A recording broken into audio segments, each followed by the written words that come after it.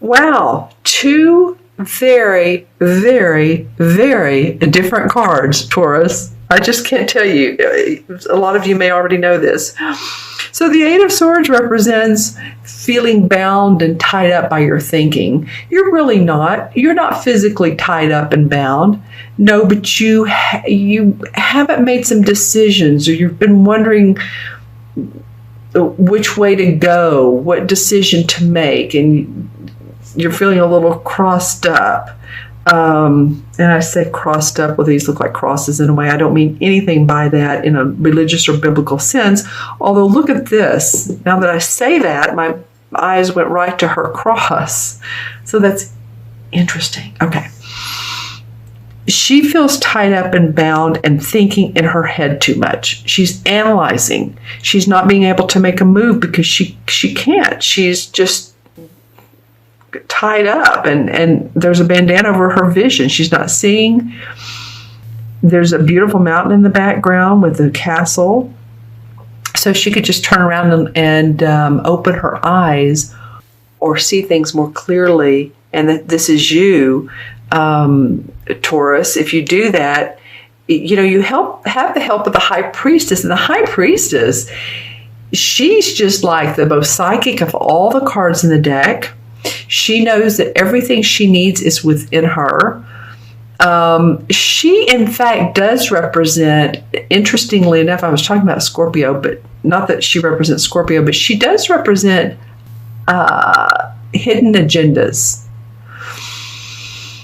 So, it feels like she, and I say she, these cards are not gender specific. So you guys that are listening, just know that he, she, okay? There's just two women in the cards, that's all. So for any of you all that are feeling this way, like there have been choices and decisions and you don't know whether you need to go ahead and take that job or do the project that has been given to you or take the promotion, go into your psychic awareness. There may be some other thoughts, ideas, like I said, hidden agendas. You may see deeper underneath how it will or will not serve your purpose. Okay, so she understands the more negative side of life and the lighter side of life. All right, I'm just looking at this in the initials. Okay. All right, so let's take a look at the first 2 weeks of November. And remember, this is for Taurus, Sun, Moon, or Rising. If these cards do not resonate with you, then always watch your Moon and Rising as well anyway, actually, because it sometimes will complete the story. I've said this almost every video, but I have a reader on YouTube that I watch. I've watched her for some years. And my sign for this month, for the month of October, did not resonate. I think one sentence made a little bit of sense, but then I watched my rising and it made a lot more sense, okay? So, well, I'm liking November, and you guys are not the only ones that November's really coming out to play, if you will.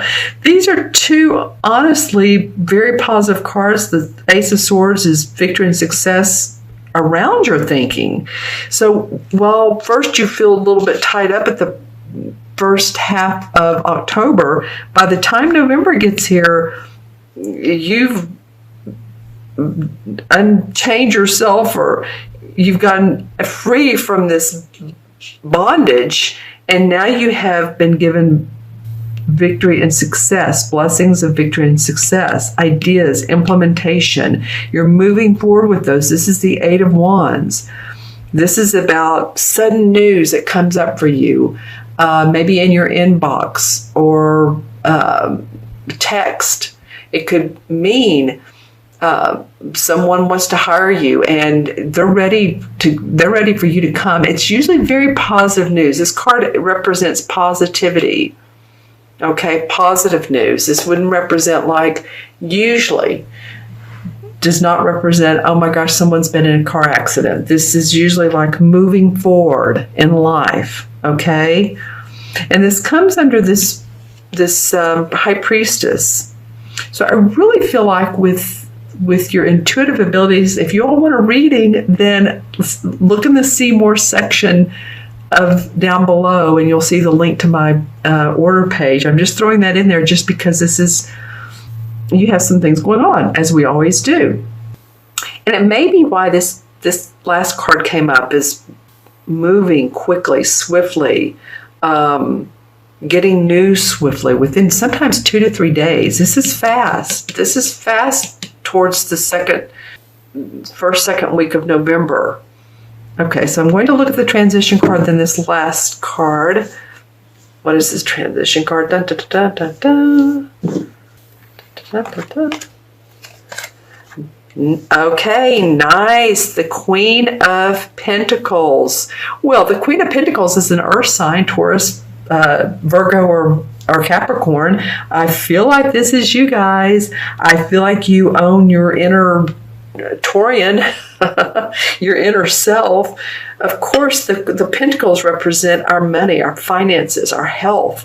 If any of you all have been experiencing unbalanced health, any type of issues, doctor, needing hospital care, whatever it is, she represents health, body, and money. So she's all the physical things on the outside. She's the essence of this. The king sort of masters this. She's just like the essence. So there's a nice Taurian grounded feeling that comes once you really tune into what's going on, the hidden agendas, and your psychic, your intuitive awareness. And then things start to happen. Things start to flow for you. Okay, let's look at this last card and another pentacle card, the Eight of Pentacles.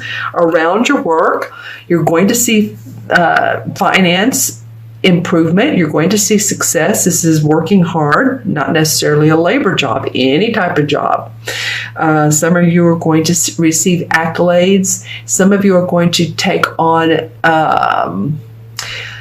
like new learning skills at your particular job. This can represent an apprentice, but it's someone who's very happy with their work. They're doing well. It's the 8. It's about abundance. Okay, it's interesting how the transition was the Queen of Pentacles and the 8 needed to come up. This could mean here, where do we go from here? It's being happy with your work. You've somehow made a decision of which way to go, where best suits you. You've gotten really grounded.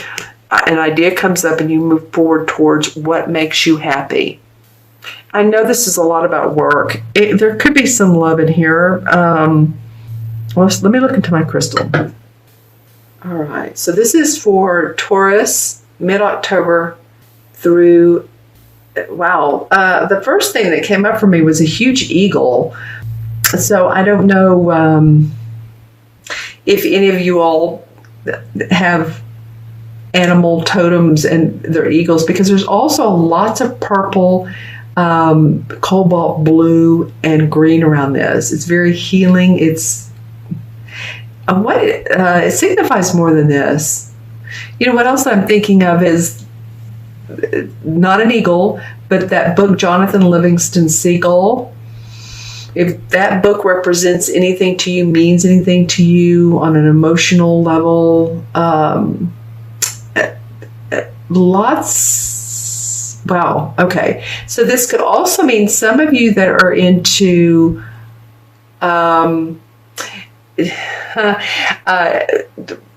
UFOs, extraterrestrial type of situations, extraterrestrial, that you read about them. Interesting, because one of the last signs I did, I can't remember, it was it was dinosaurs, but for you guys, it's more of outer. It's not as Earth related as it is space related or universe related, or interesting. Lots of colors. Again, a very beautiful green, blue, light purple. I know I said those colors before. So there's a lot of growth, achievement, abundance, spiritual wisdom. Wow, I can't tell you how pretty these colors are. So I hope this made any sense to some of you Taurians. Please put comments below if any of the reading resonated and what did resonate for you. Remember to subscribe if you haven't subscribed. I'm so grateful to all of you that have. And like the video if you like the video. And of course, like I said, to order a reading in the See More section below, there is the link to my order page. Okay, and also to you animal lovers, it feels right to say, be kind to your animals. They will give you that love back. All right? Okay, Taurus, you all be well. Take care. To pay attention to your inner gut feelings, what says yay or nay, and I see some success coming up for some of you guys, like I said, in November. So that's awesome. Okay, Taurus. Oh, I didn't have the cards up. Didn't have the cards up. Hold on. This is 8 and 2 is 10, 11, 12, and 8 is 20. We have 2 8s here. The 8 of Swords and the 8 of Pentacles. You're looking for balance, my friends. You're just looking for balance within your money, within your thinking, within personal life, relationships. Yeah, you definitely are looking for balance. Okay, so 10, 11, and 8, 11, 12, 8, 20, like I said. 2 in numerology represents diplomacy, patience, sensitivity towards, how would I say this? Sensitivity towards the intuitive side of life. And I'm not just saying this because of her, but she is a 2. Not so sensitivity as much in your emotions, although it can be, but just sensitive to what's going on around you. Hopefully that makes sense for some of you. And then the 20 in the major arcana is the Judgment card. And the Judgment card is, it's like the rebirth, feeling anew. Usually this card, if you remember, has usually a husband and a wife, or just like a man and a woman and a child standing in the water. They're nude, they're naked because it is a rebirth. There's an angel above them. She usually has a horn in her hands.